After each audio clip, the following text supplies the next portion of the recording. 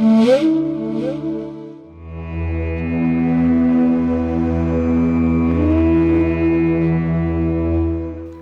श्री राम। आज प्रश्न आया है, अनंत दान है, पर शास्त्रों में अन्न दान को बहुत ज्यादा महत्व दिया गया है। दान अनेक हैं, अपनी अपनी जगह पर सभी दान श्रेष्ठ है, पर रामचरितमानस में लिखा है, अन्न दान और रस पीऊ खा। अन्न दान नहीं है, अन्न तो प्राण दान है। अन्नदान कितना महत्वपूर्ण है, एक दृष्टांत के द्वारा हमारे शास्त्रों में बताया है। एक किसान नित्य प्रति अपने घर से अपने बैलों को लेकर के, हल लेकर के, और उसकी माँ रोज एक बाटी बनाती थी। मारवाड़ में बाटियां बहुत चलती है। बाटी यानी बहुत मोटी सी रोटी होती है, घी भर करके, और बेटे को कहती, बेटा परिश्रम करना, दोपहर में विश्राम करेगा, ये बाटी खा लेना और विश्राम करके रात तक काम करके आना। काम बहुत ज्यादा है। किसान जाता, नियमित तौर पर हल चलाता खेत में, दिन में भोजन करता, रात्रि को घर पा जाता। अचानक एक दिन एक व्यक्ति प्रकट हो गया। दोपहर के समय जैसे ही भोजन करने का समय था, एक अतिथि आ गया। महाराज, हम भी भूखे हैं, भाई भोजन मिलेगा? हाँ कोई बात नहीं, बहुत बड़ी बाटी है, इसका 2 कर लेते हैं। आधी उसको दे दी, आधी उन्होंने खा ली। दूसरे दिन फिर गया, वो 3 हो गए, 2 जने आ गए। 2 जने आ गए, कोई बात नहीं, हम 3 टुकड़े करेंगे और पेट भर लेंगे, पानी पी लेंगे, बहुत सुंदर बात है।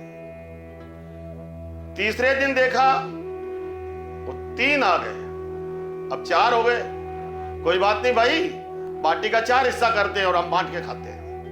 लेकिन आप बताओ, आपको यदि ज्यादा जरूरत है तो मैं अपनी माँ को यह भी कह दूंगा कि माँ रोटी 2 दे दिया कर, बाटी 2 दे दिया कर। नहीं नहीं, हमारे इतनी जरूरत नहीं है।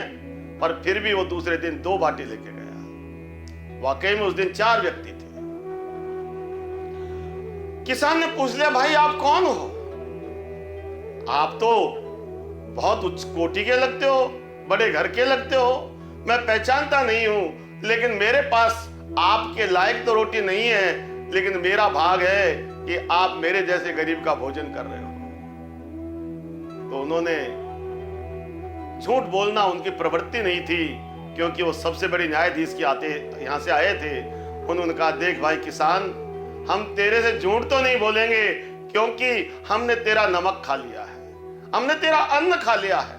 मिथ्या बोलना ठीक नहीं है, हम तेरे ऋणी हो गए हैं। कौन हो आप? हम यमदूत हैं। आप कहां जा रहे हो? बोले, हमारे तो विधि के विधान है, जिसको इस दुनिया से उठाना होता है तो उसको लेके जाते हैं। तो ये बताओ भाई, आप यमदूत हो तो मेरे ऊपर इतनी तो कृपा कर दो कि मेरी मृत्यु कब, कैसे, कहां होगी? बोले, विधान के विपरीत है। तो बोले, मैंने तो आपसे कुछ कहा नहीं है, लेकिन यह विधान के विपरीत है तो भले मत बताओ। तो उनमें से एक कहने लगे, नहीं, भले विधान के विपरीत है, लेकिन हम तेरे ऋणी हो गए, ये बताएंगे। देख किसान भाई, तेरी मृत्यु का कारण, जिस दिन तेरी शादी हो करके तेरी पत्नी आतिथ्य करने के लिए, जिस दिन प्रथम दिवस तू जाएगा, प्रथम रात्रि में अपनी पत्नी से मिलने के लिए जाएगा, उसी दिन हम में से एक नाग बन करके सीढ़ियों के ऊपर तुझे डसेंगे और तेरी मृत्यु हो जाएगी। कोई बात नहीं, आई गई बात हो गई, मेरी कब शादी होगी, होगी कि नहीं होगी, जो भी है, बात आई गई होगी, रूटीन में चलने लगा, और समय आ गया। और समय आ गया तो उस किसान का विवाह हो गया। विवाह होने के पश्चात वो तो उसके दिमाग से हट गया था, लेकिन विधि का विधान है, क्योंकि भूल इसलिए गया, भगवान की लीला ऐसी होती है। जैसे ही सीढ़ी चलने लगा, नाग देवता सामने तैयार। उसको स्मरण हो आया, अरे उन्होंने तो बताया था। तो उन्होंने बातचीत करी, देखो भाई, तुम्हारा हमारा कॉल करार हो गया, बातचीत हो गई थी कि तुम आओगे तो तुम आ गए, लेकिन भाई आज मेरा विवाह हुआ है, आज ही हुआ पहली बार, तो इतनी कृपा करो, मैं अपनी पत्नी को वास्तविकता बता करके आ जाता हूं, और उससे विदा लेकर के मैं आऊंगा तो मेरे ऊपर से उसका बोझ नहीं रहेगा जीवन का। नहीं, ये विधान के विपरीत है। हम तुझे बता चुके हैं, ये वार्ता यमदूत की और किसान की चल रही है, और वो सारी वार्ता उसकी धर्मपत्नी सुन रही थी। जिस वक्त वो ये वार्ता सुन रही है, उसने सोचा मेरा तो सर्वस्व लुट गया, और पति के लिए बहुत बड़ा हांडी में भर करके जो सुंदर सुंदर पकवान रखे थे, ये मेरे किसी काम के नहीं है। नीचे से क्रंदन स्वर सुनाई दे रहा था, एक रोने की आवाज आ रही थी, एक गर्भिणी स्त्री भूखी मर रही थी। अरे कोई मुझे खाना दे दो, मेरे प्राण निकल जाएंगे, मेरा बच्चा पेट में मर जाएगा। कोई धर्मात्मा व्यक्ति हो, कोई सेठ साहूकार हो, एक रोटी का टुकड़ा दे दो, मेरे प्राण बच जाएंगे। करुणा क्रंदन नीचे से आ रहा था। सामने पति की मृत्यु खड़ी थी। सोचा मेरा पति जाए, उसके पूर्व संस्कारी महिला थी वो, उसने अपने साड़ी से बांध करके और नीचे वो रस्सी जैसी लटका दी, और उस महिला ने देखा और उसने वो हांडी खोल करके जो जो घास वो खाने लगी। हे परमात्मा, जिस माँ ने ये भोजन मुझे दिया, क्योंकि साड़ी से बंध के गया है वो, इस बहन का अखंड सौभाग्य हो जाए। हे परमपिता परमात्मा, जिसने मेरे प्राण बचाए हैं, तुम उसके जीवन को बचाना, तुम उसके जीवन में खुशियां भर देना। बड़ी भारी असमंजस हो गया। एक गरीब दुआएं दे रहा है, यमराज साक्षात खड़ा हुआ प्राण लेने के लिए।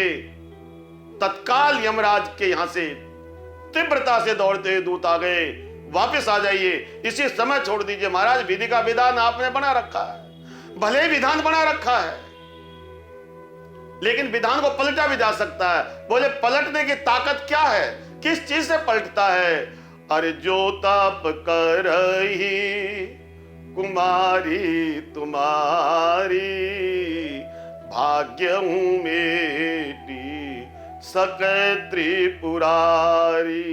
भगवान शंकर में ताकत है को भाग्य के लिखे अंकों को मिटा सकते हैं। भगवान शंकर भूत यानी प्राणी मात्र के स्वामी है। प्राणी मात्र की रक्षा जो करता है वो शंकर भगवान को ऋणी बना देता है, क्योंकि वो भूत भावन है, वो भूतनाथ है, वो भूतेश्वर है। भूत यानी प्राणी मात्र। भगवान शंकर काल के भी काल हैं। भगवान शंकर की सेवा है, आप दीनहीन की सेवा करते हैं। विश्वनाथ भगवान इतनी ताकत रखते हैं कि भाग्य के लिखे अंकों को मिटा सकते हैं। उस अन्नदान के प्रभाव से पहले यमराज ने अन्न खाया, उन्होंने उनका मृत्यु का कारण बताया, और उसकी पत्नी ने एक दीन को, एक गरीब को जो अन्न दिया, यमलोक हिल गया, महादेव का सिंहासन हिल गया, और आदेश आ गया कि इसका विश्व का सर्वश्रेष्ठ दान प्राण दान वो अन्न दान है। ये 3 दान ऐसे हैं। जल का दान आप किसी को दे दो, पात्रता वो प्यासा होना चाहिए। अन्न का दान आप किसी को भी दे दो, पात्रता वो भूखा होना चाहिए। औषधि का दान आप किसी को भी दे दो, पात्रता वो रोगी होना चाहिए। ये 3 दान में केवल 3 ही पात्रता देखी जाती है, लेकिन विशेष दान, कन्यादान, स्वर्ण दान, गौ का दान और भूमि का दान सुपात्र को देना बहुत जरूरी है। वहां विशेष पात्र देखने की जरूरत है, लेकिन अन्नदान के लिए एक ही पात्रता है। आपके घर से कोई भी व्यक्ति भूखा नहीं जाना चाहिए। आपके घर में अन्नदान मिलना चाहिए।